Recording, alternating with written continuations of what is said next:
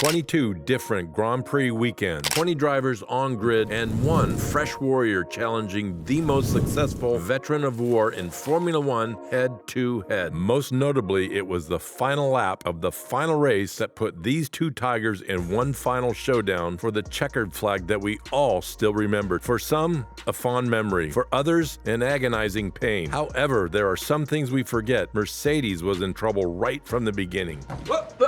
From the preseason testing, the 2021 Mercedes W12 was simply falling short. Bottas and Hamilton were complaining. This means that the Mercedes wasn't coming into the season with full confidence. Now, throughout the season, these two fight it out, sometimes getting a 1 and 2, then sometimes banging into each other, to other times laying on top. Formula One had never seen this much action in a long time, and now the voice of every commentator on the planet had a ring to it. People who thought Formula One was a baby powder were now keeping track of time intervals. It was an exciting time all around to be a Formula One fan. Both drivers, Max and Hamilton, were jacked out with the exact same number of points with just one race to go. Max takes pole to a race and would stir up a world of drama, swap of championships, race director fired, and court of appeals to say the least. December 12th, 2021. The lights go out, the engines come alive. Hamilton immediately overtakes. Verstappen dive bombs down the inside to save some grace, yet Hamilton evades, and race control says no investigation necessary. Hamilton was losing Verstappen fast, and it looked to be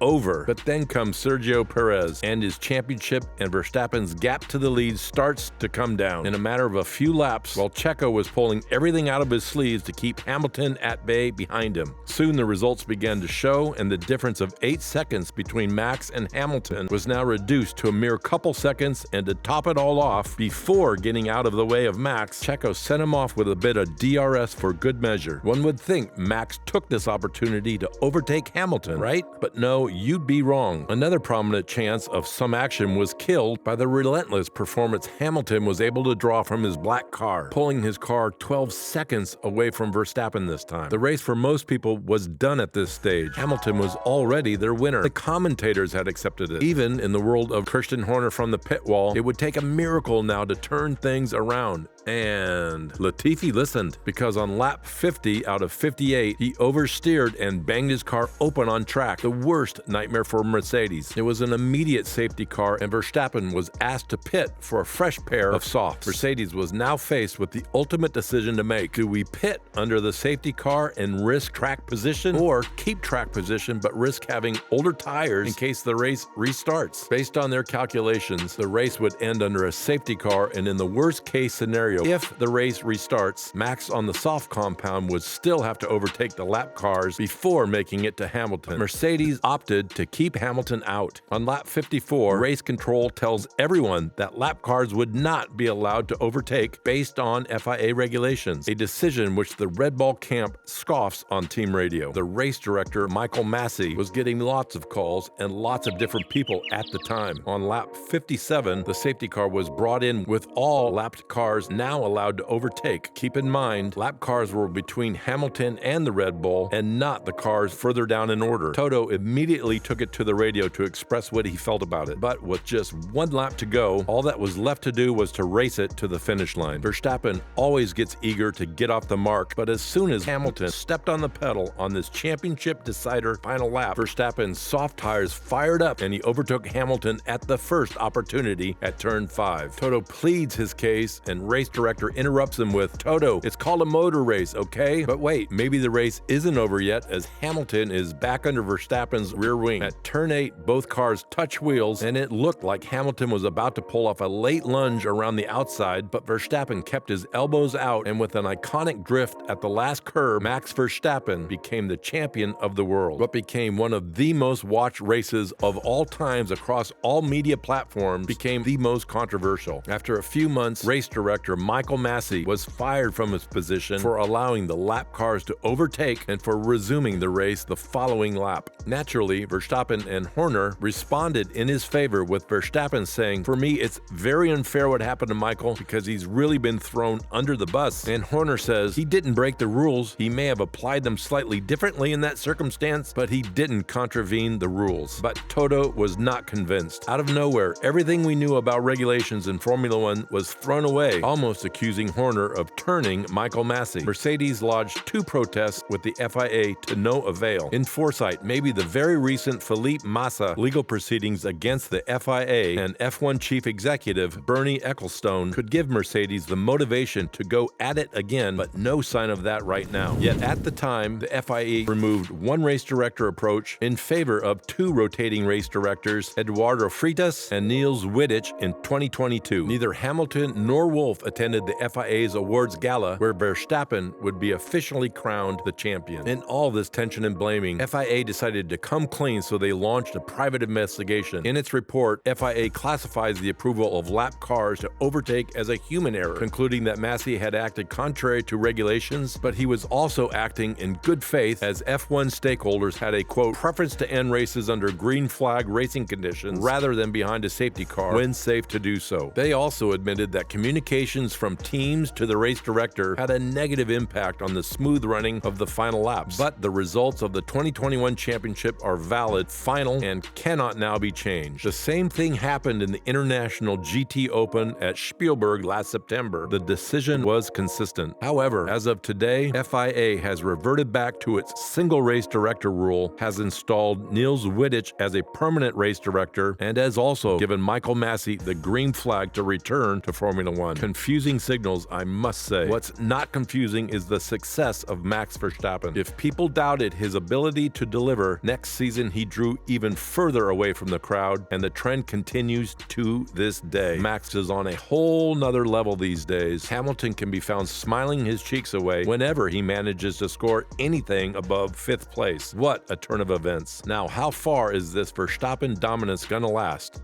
Well, not even the man knows himself, so let's keep our eyes forward for now and just hope to God that somebody from somewhere comes to give Max a challenge and make F1 a nail-biting experience again.